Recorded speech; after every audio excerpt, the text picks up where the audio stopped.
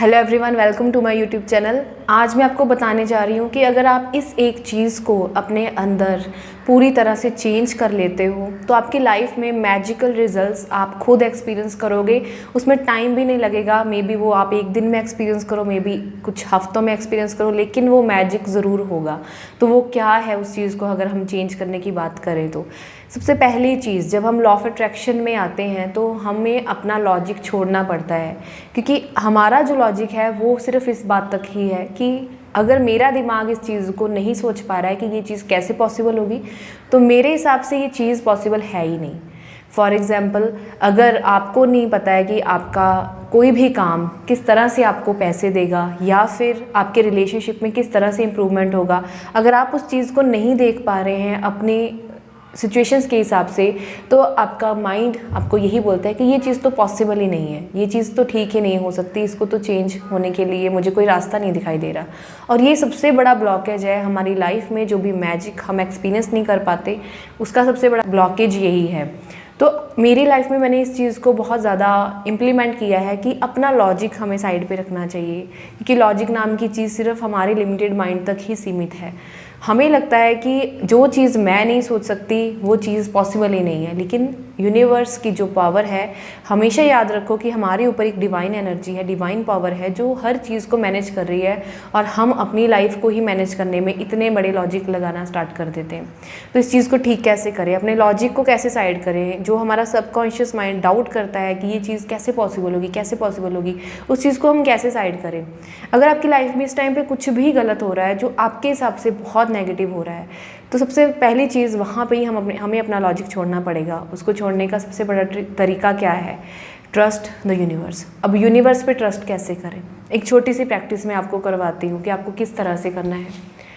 अपनी प्रॉब्लम को देखो, आंखें बंद करो और देखो जो भी प्रॉब्लम है वो आपके लिए अनबियरेबल है और आपको समझ में ही नहीं आ रहा कि ये प्रॉब्लम का सलूशन कैसे होगा।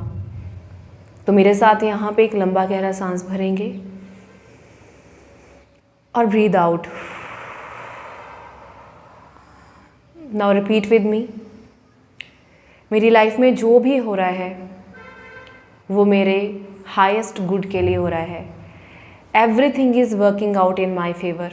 सब कुछ मेरे फेवर में हो रहा है। ये आज जो भी चीज़ें हो रही हैं जिन्हें मैं समझ नहीं पा रही हूँ कि ये कैसे मुझे बेनिफिट देंगी, ये कैसे मेरा अच्छा करेंगी, मे बी मेरा लिमिटेड माइंड इसे ना समझ पाए, but I trust the universe, I trust the divine energy जो ये सब कुछ समझती है कि इस पल में मेरे लिए यही सबसे बेस्ट है, यही सबसे बेटर है। So I trust the universe, I trust the process. ये जो कुछ भी हो रहा है ये मेरे अच्छे के लिए हो रहा है। मेरी लाइफ में सब कुछ बहुत अच्छे से हो रहा है and everything is working out in my favour. I trust the process, I trust the universe, I trust the process, I trust the universe। एक लंबा गहरा सांस भरें और धीरे धीरे उसे जाने दें। Now slowly open your eyes. इसे कम से कम 5 मिनट आप इसको रिपीट करो, अपनी उस सिचुएशन के ऊपर अप्लाई करते हुए जो आपके लिए ऐसे है कि ये कैसे ठीक हो जाए, किस तरह से इसमें से मेरा अच्छा होने वाला है।